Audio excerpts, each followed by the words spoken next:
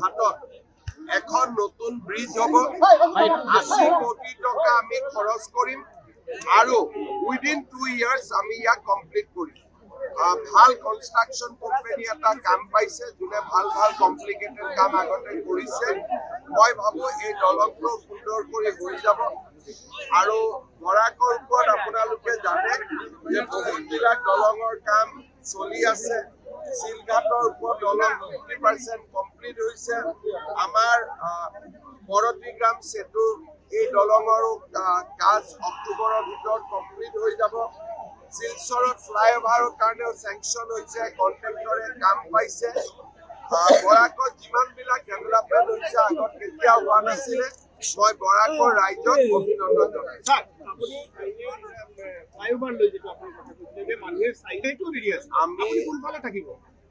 আমাৰ টেণ্ডাৰ হৈ গ'ল কন্ট্ৰেক্টৰ ৰেডি হৈ গ'ল কালিৰ পৰাও যদি কওক কালিৰ পৰাও কাম আৰম্ভ আমি ডিচিক এটা নিৰ্দেশ দিছো যে মানুহৰ লগত কথা পাতি আমাক এটা ৰিপৰ্ট দিব লাগে যে দলংটো মানুহক লাগে নে নালাগে ডিচি ৰিপৰ্টটো পোৱাৰ লগে লগে আমি কাম ষ্টাৰ্ট কৰি দিম এতিয়া যিসকল মানুহে ইয়াক অপোজ কৰিছে তেওঁলোকৰ লগতো আমি কথা পাতিম যে কেনেকে কাৰণ এটা কথা ঠিক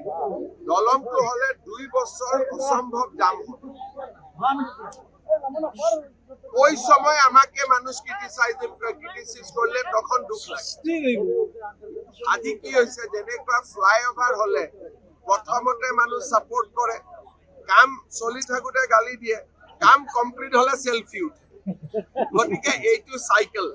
এটা গুৱাহাটীত মানুহে বুজি পোৱা হল যে ঠিক আছে দিস ইজ এ টেম্পোৰাৰি থিং শিলচৰত ফাৰ্ষ্টবাৰ ইমান ডাঙৰ প্ৰজেক্ট গতিকে শিলচৰৰ ৰাইজক আমি গোটেই কথাখিনি ভাল কৰি বুজাই দিম যে কিমান কষ্ট হ'ব কিমান পেইন হ'ব কিন্তু কষ্ট আৰু পেইনৰ পিছতে ভাল দিন আহে গতিকে এতিয়া সেলফি হ'ব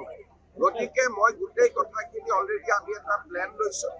ডিসেম্বৰৰ ভিতৰত এই গোটেইখিনি কাম কৰি সব ঠিকে থাকে গলে জানুৱাৰীত আমি কাম আৰম্ভ কৰিম স্যাৰ জুবিন গাৰ্গৰ কি ক'ব বাৰ্তাৰি কৈছে গৌৰৱ গগৈ ষ্টেলিং ডেট মিনিষ্ট্ৰি অফ এক্সটাৰ্নেল এফৰ্টছৰ প্ৰুফ দৰকাৰ আছে তেওঁ কৰালে হ'ল এইটো মোক খেতি কিয় ক'ব লাগে মই অসমৰহে CM ministry of external affairs কথা তেওঁ পাৰ্লিয়ামেণ্টত ক'লে হ'ল মইতো অসমৰ চিএম বা সৰু মানুহ মই অসমৰ কথাই বুজি পাওঁ স্যাৰ আপুনি আমাক ফ্লাইট লাগে কোন কোম্পানী লাগে এইটো ইম্পৰ্টেণ্ট নহয় আজি ইণ্ডিগোৰ জামেলা হৈছে কালি ইণ্ডিয়ান এয়াৰলাইন্সৰো জামেলা হ'ব পাৰে চ' ভাৰত চৰকাৰে যি পাৰে হেল্প কৰিছে ইছ্যু ৰিজল্ভ হৈছে আজিৰ পৰা ভাল কৰি ফ্লাইট চলিব স্যাৰ একটা পৰামৰ্শ বুলি ক'ব পাৰি আমাৰ শিলচৰ গতিকে অসমৰ ল'ৰাও বাহিৰত যাব লাগে বাহিৰৰ ল'ৰাও অসম আহিব লাগে তেতিয়াইতো ভাৰত গতিকে বঞ্চিত হৈছে যিকোনো খবৰৰ বাবে যোগাযোগ কৰক 7099017330 লগতে 7099017110 নম্বৰত।